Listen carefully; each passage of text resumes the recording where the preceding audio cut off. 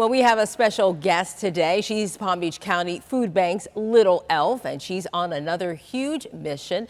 She was 6 years old when Scarlett actually started to collect thousands of pounds of food for neighbors in need. She is a fifth grader, and this year the North Palm Beach fifth grader is at it again, and she's joining me here in the studio. Hi, Scarlett. Hi. This is so exciting. So tell me, how did this all get started? So I started this when I was 6, and I thought it would be really fun and helpful to help people, and I thought I could do a food drive, and every year it's gotten bigger, and it's gotten so big that I'm just really proud that I help a lot of people each year, and it gets bigger. Now, how did you come up with the thought, though? Did you see people in need? Did your parents say something to you?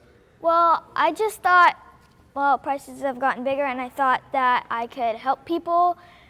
And I also did some different things that I thought I could do something bigger, and I did this, and then it's just gotten really big, and then I do it every year. Which is cool. So can you show everyone at home, if you could hold this up. So do you like drop this off somewhere? Does this go to different classrooms? How does this work? So I really have 3 ways I do it. Number 1 is I give it to my neighborhood. So what I do is thank you so much to Trader Joe's, because they give me the bags I've used for many years.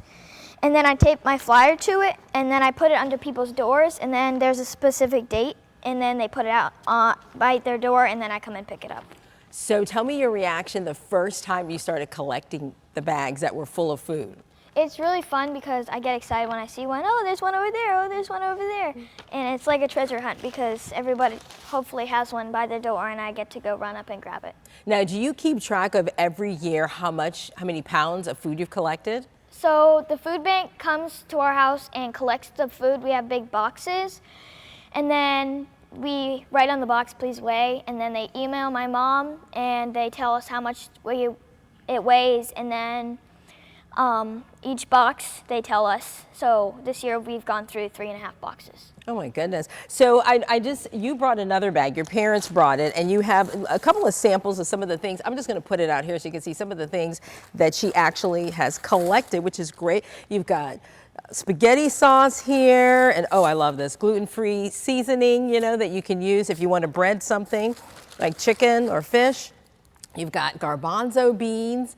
This is really great. Now, are you still doing this, or are you done for the season and then you're ramping up for next year? So I do it every 3 months before Christmas, and then I stop about 5 days before Christmas. That's the only time I usually do it. I don't do it. I just do it around Christmas, and then I stop, and then I do it the next year. Okay, so you're a fifth grader, and studies are very important, because I know I have to remind my kids all the time. What do your parents tell you? How do you balance doing something really big like this and then your school?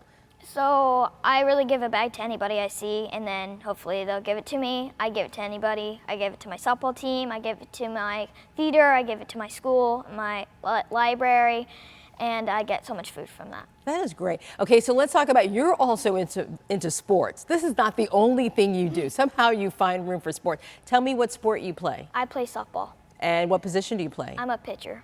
I love that. How have you been doing so far? I love softball. My team is the best in the state, and I have so much fun. My team is so much fun, and I love them so much. So let's give them a shout out. What's the name of your team? My team is called the Jupiter Lightning. They are like my family, and they're really good softball players, and my coach is so kind to me.